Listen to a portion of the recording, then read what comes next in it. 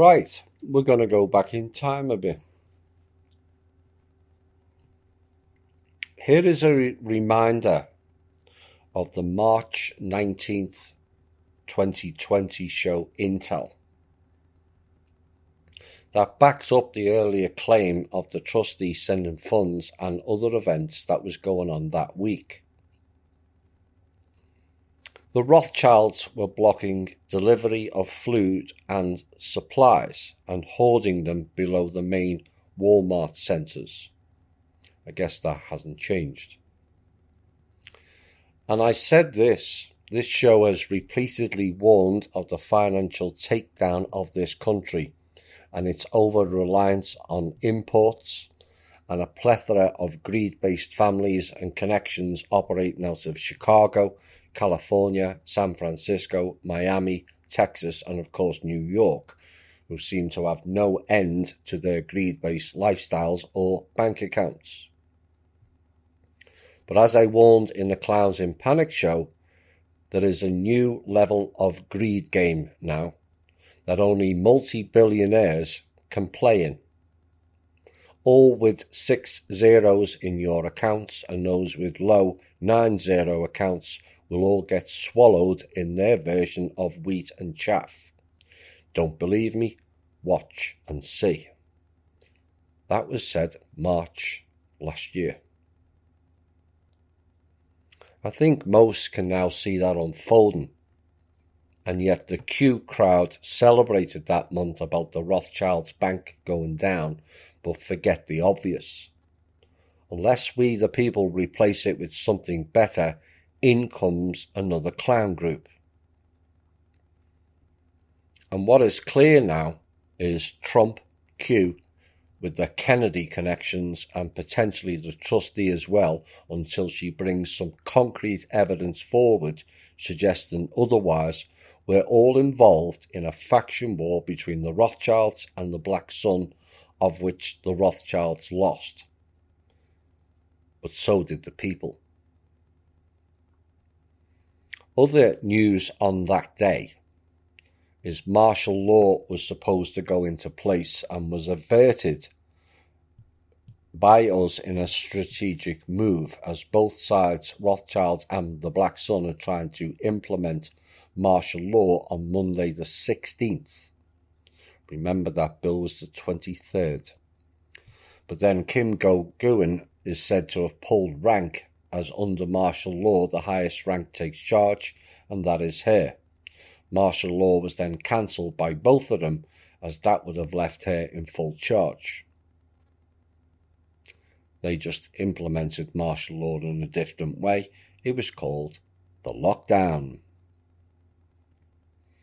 We also mentioned about the Pentagon have had coronavirus testing kits in their possession since December last year, and they were told by us to send them out now and the tests would be given away for free, when they were going to charge billions for them, and so that failed. Monday the 16th of March 2020, Kim Go-Guen arranged a number of transfers for a number of differing projects with the government, and so now it's a case of wait and see who plays. Tuesday, 17th. The plans working together that was put forward on Monday of a stimulus plan of $1,000 per adult and $300 per child to overcome and offset some of the hardship created by this manufactured virus fear porn plan of the clowns. Other potential plans put forward is no payroll tax until the end of the year, and more will follow. Wednesday, the 18th of March. Kim Go-Guen pulled back all the funds, as banks were blocking them despite approval from the government and the CEO of said bank. All calls from government departments and other groups who panicked when she pulled it all back was ignored. The hacker who was siphoning money out of the markets fled when Kim Go-Guen pulled everything from the accounts it was being transferred to. It is said it was going to the Lee family, and the Chinese government are hunting him down. Kim Go-Guen stated she pulled back the funds on March 18th. And yet the very same week, Trump still got $454 billion from the trustee, who initially denied it, but I know different. And when pressed, she stated on Tank's show that the funds came from the American Restoration account. Now, these are the very same accounts that was set up by the trustee and her team when the folding of the former trust known as the Kingdom of Manor was closed down in late 2018, and hundreds of accounts were created for each country in its place. We created several accounts, one of which was a restoration fund account for each country, and the trustee said Trump got the money from there, which proves it came from the trust. And that makes the sole trustee liable for what followed, regardless of whether deliberate or not. And the people are entitled to a clear explanation of whether she was complicit in it or not, and if not, how did she allow Trump to take money from the trust? There was another line in that show that stated that people in power need to wake up and do the right thing, or the trust can stay closed forever until people do the right thing. In December last year, that closure was confirmed. Hence no more funding coming from the trustee since. And that will stay that way until the right conditions are close again, which they were until the trustee interjected the latter part of March last year. So you wish to know why the world is in chaos for the people? Please send your inquiries to the trustee and ask her why she did that to we the people. I know she did it, and she knows I know she did it. The great question is, why?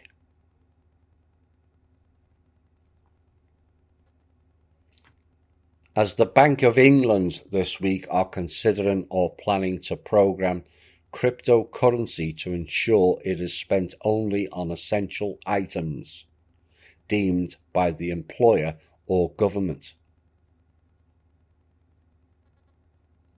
They are considering planning to program cryptocurrency to ensure it is only spent on essential items.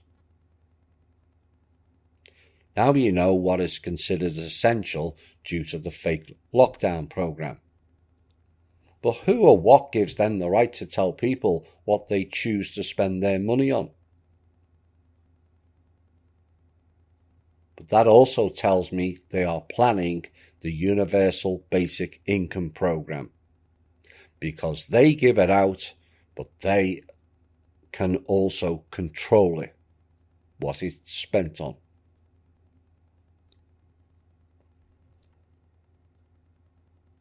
The national US debt that actually belongs to the Federal Reserve, not we the people, is around 123 trillion.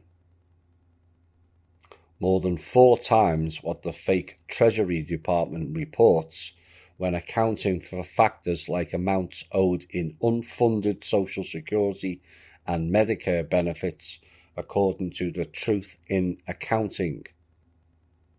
The combined Social Security Trust Fund is only 13 years away from insolvency, according to the latest annual report published by its trustees, because of large rising imbalances and deteriorating finances, among other factors. Created by FDR's New Deal, the aid Old Age and Survivors Insurance Trust Fund, which is the nation's largest social welfare programme, will deplete its reserves by 2033, while the Social Security Disability Insurance Trust Fund will become insolvent by 2057. These two funds combined are expected to exhaust their reserves by 2034, when individuals currently aged 54 will reach their full retirement age. Once the Social Security Trust Fund becomes insolvent, all beneficiaries would see their benefits cut by 22% unless Congress implemented policy changes before then. Social Security cannot guarantee full benefits to current retirees under current law, warns the fiscal policy watchdog group, the Committee for a Responsible Federal Budget. As of August 2020, the OASDI program provided payments to roughly 65 million people, old age and survivors insurance that is, having substantially expanded beyond providing retirement benefits to those who paid into the system as it was first designed to do. In 2020, 49 million retired workers and dependents of retired workers received Social Security benefits, in addition to 6 million survivors of deceased workers and 10 million disabled workers and dependents of disabled workers. In April 2019, nearly a year before the state shutdowns began last year, the trustees warned that the Social Security's total costs would exceed its income in 2020 for the first time since 1982. And without policy changes, costs were expected to exceed income every year thereafter, they warned. And based on 2020 data, the trustees warned that the Social Security's total cost is projected to be higher than its income in 2021 and all later years, running cash deficits of 2.4 trillion over the next decade. Now, the lockdowns and no full return of many businesses will have now accentuated this. And with less SS payments, Social Security payments, being made by employees and employers, and also because of many people going missing. Now, the report says while the programme's total cost has exceeded its non-interest income since 2010, interest earnings bumped up total income to surpass total cost. And in 2020, the total cost of Social Security was 1.107 billion, with a total income of 1.118 billion, comprised of 1,042 billion in non-interest income and 76 billion in interest earnings. And the federal government emergency income security efforts total 1.3 trillion, or 19% of the budget in 2020, compared to Social Security's 1.1 trillion, or 17%. In 2020, more than half of the entire population in the United States, an estimated 175 million people, had their earnings covered by Social Security and paid payroll taxes on those earnings, the report states. 175 million. Wonder why they want to get rid of the elderly. But unfunded Social Security benefits, what the government owes and has not paid, adds another 41.2 trillion to the national debt. Why hasn't the government paid it? And the Chicago-based Truth in Accounting calculates in its annual analysis of the federal budget another $41.2 trillion added to the national debt because the government owes and has not paid the Social Security payments. That is gross mismanagement at best here, or outright thievery at worst. I mentioned around 12 or 18 months ago they had raided the Social Security coffers, and now this report comes out covering last year. And yet again, we the people are entitled to ask, where is the accountability for the shortfalls? And just what is the so-called trustee doing to fix this? She told us the trust funds these programs, and as trustee, she should be monitoring it instead of going on shows saying everyone wants to sleep with me, and many alt media people have a handler. Touché is my reply. If the trust funds the Social Security, why is so much of it going missing? And what has or is she doing about it? Collecting titles like they're going out of fashion, whilst taking no responsibility for any of them, is not what is required at this point. Queen of the Galaxy is her latest title. She's not even the best queen in her own household. Oops. One wonders whether the extra titles and fake hats covers up her recent latex mask-like appearance. The Consumer Price Index in the US has increased 3.6% during the first 6 months under President Maskman Biden, according to an analysis Tuesday by the Heritage Foundation. Hello, Anna Von Wright. She's the fiduciary for that. And the analysis came the same day the Labour Department reported the index increased 0.6% in June and 5.4% from June 2020 to June 2021. And the numbers are real, said Joel Griffith, a research fellow with the conservative-leaning think tank. And the changes we see in prices of food and housing and other needs are not being made up by people. There is inflation happening. Not all items are impacted, and some more than others, but it is very real, he said. Inflation is a hidden taxation on the people. That's how they do it. Because if the system said we will increase taxes by 5.4% across the board, like it went up in the last 12 months, even some of the bots would notice. So they deliberately introduced inflation into the system, which is then a stealth tax on the people, even when many people are struggling. And these fiscal people who run these policies are a parasitic sponge, harvesting shekels at every turn.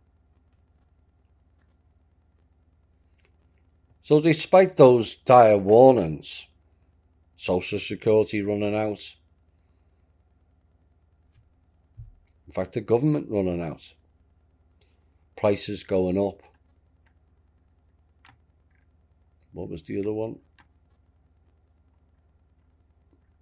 And a general downturn of the economy, the House, in their wisdom this week, voted 316 to 113 in favour of a $768 billion defence measure.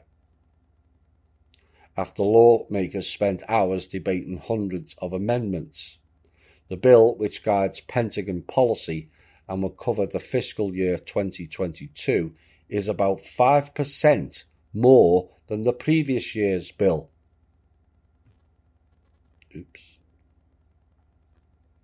And the Senators Jack Reed, chairman of the Armed Services Committee, and Jim Inhofe, the committee's ranking member, introduced the Senate's version of the bill on Wednesday.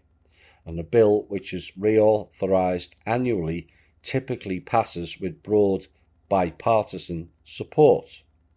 But a day before the bill's passage, the House Freedom Caucus urged the Republican Party to oppose the measure because of an amendment that would allow the registration of women for the Selective Service System, which was approved with bipartisan support while the bill was in committee. Now, Alexandria Ocasio-Cortez was one of many of the lawmakers who introduced amendments during the debate on the House floor, and Cortez's amendment aimed to reduce the price tag of the bill by 10%. It failed. And then just a day later, the House also approved a bill to provide funding for Israel's Iron Dome aerial defense system after it was removed from the broader spending bill. Members voted 420 to 9. Just 9. It's unbelievable. Oh, and did I mention that Israel's Iron Dome does not work? Yeah.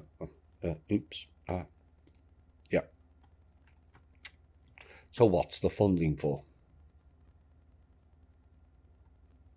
So they approved all this unnecessary spending whilst this was unfolding at the same time.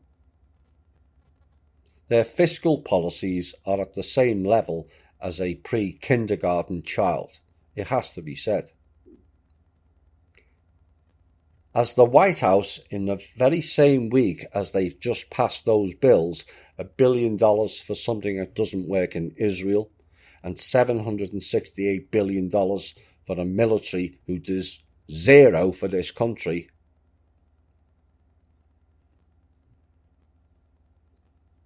They stressed the urgency of raising the debt ceiling to avoid a government default, according to the non-Speaker of the House, Pelosi, and Senate Majority Leader Chuck Schumer. The House would pass legislation to fund the government that includes a debt limit suspension through the end of next year. And they said it was a dare. Well, I'm glad they like to play games whilst everyone suffers. To Senate Minority Leader Mitch McConnell, who would need to lend 10 Republican votes for it to avert the filibuster and clear the Senate. And the Kentucky Republican was unfazed and said, "We will not support legislation that raises the debt limit," McConnell said after Pelosi and Schumer's announcement. "Democrats do not need our help," he said. "But the people do, Mr. McConnell. What are you doing for the people?" Treasury Secretary Janet Yellen told Congress earlier this month that the government's money would likely run out in October because of financial uncertainty caused by the pandemic. No, the government's money runs out every year, so the Federal Reserve can loan America its own money, and then we pay interest on the debt of our own money. I told you, they're pre-kindergarten level. And Pelosi and Schumer said in a joint statement that the House would pass legislation before October to fund the government through the end of the year and tack on a debt ceiling suspension through December to once again meet our obligations and protect the full faith and credit of the United States. The US Inc., United States Inc., has no credit. It is bankrupt.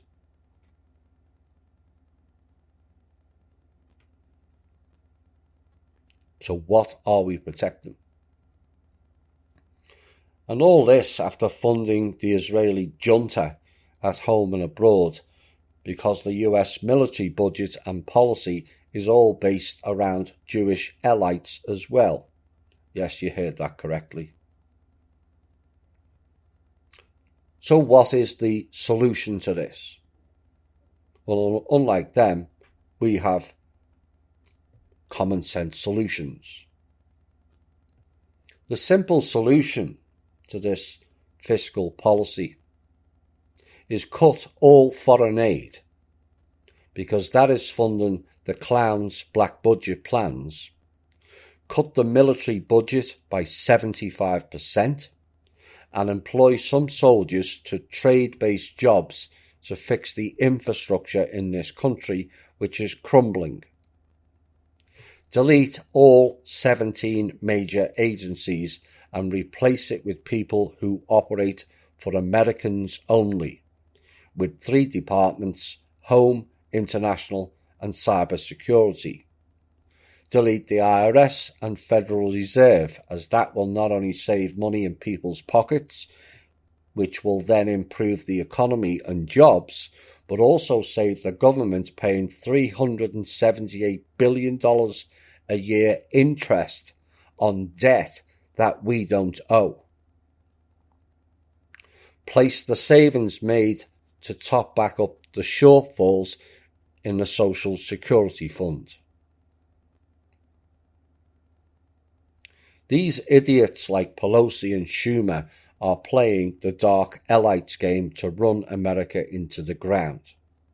They're not patriots. In fact, no one in government are, outside of Candace Owen to date. How long she lasts is another matter. And they are part of a systematic takedown of this country unless key people wake up and smell the New World Order stench that proliferates through every state like a steaming pile of cow turd. Maybe that's what the masks over the nose are for. Just saying.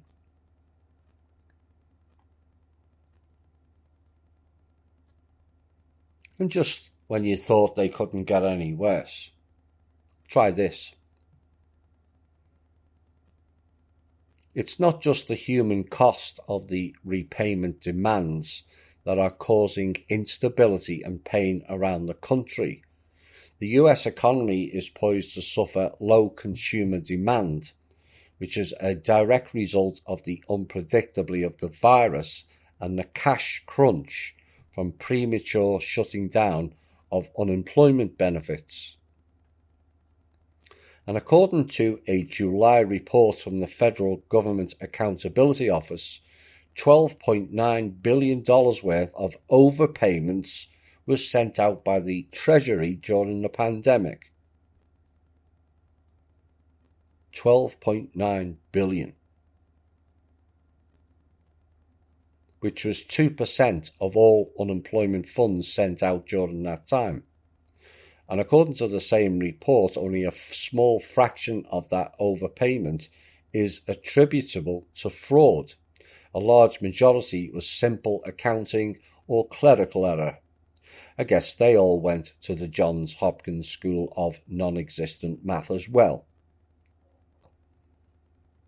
But instead of erring on the side of going after the actual fraudsters and reasoning, well, that may have been all too generous, but it was helpful for the economy. Yes, it was. But there's always a kickback, and here it comes. The government is now demanding that workers, many of them still in precarious financial positions, pay the money back.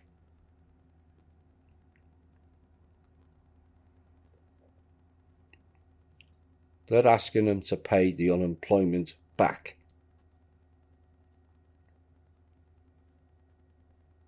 How about the military and the agencies pay back for their annual gross mismanagement of funds? Because that would fund the Social Security top-up as well. Remember that 2.3 trillion that just happened to go missing a day before 9/11? Where's that? The real figure that has gone missing, courtesy of the Department of Defense, as of 2 years ago, is $24 trillion. Just missing.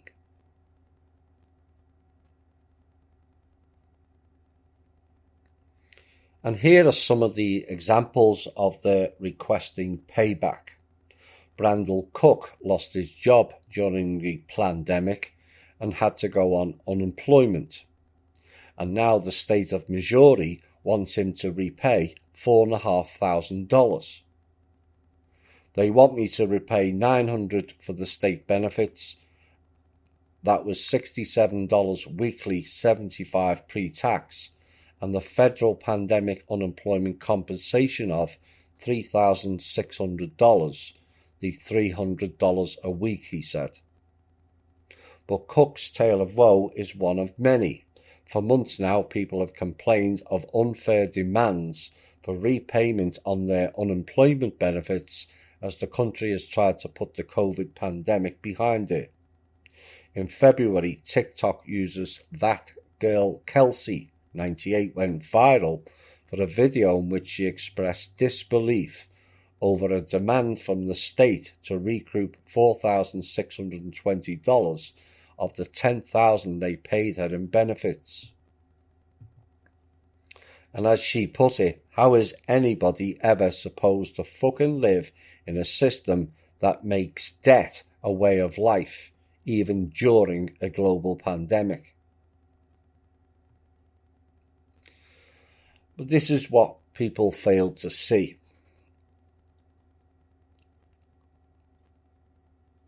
You are only there and only exist to feed the system. Have just enough to exist, not live. And as people tend to struggle with the flow of money, here is exactly what they have just done. I did a piece last year, or early this year, about how they argued over the funding for the people during the pandemic. Ain't that right, Mrs. Psaki? She said that live on air recently. Remember, Pelosi and the DNC clowns delayed the funds for the people for 5 months. And out of $2.3 trillion, they only gave less than $300 billion to the people. The other $2 trillion went to clown organisations who don't have to pay it back.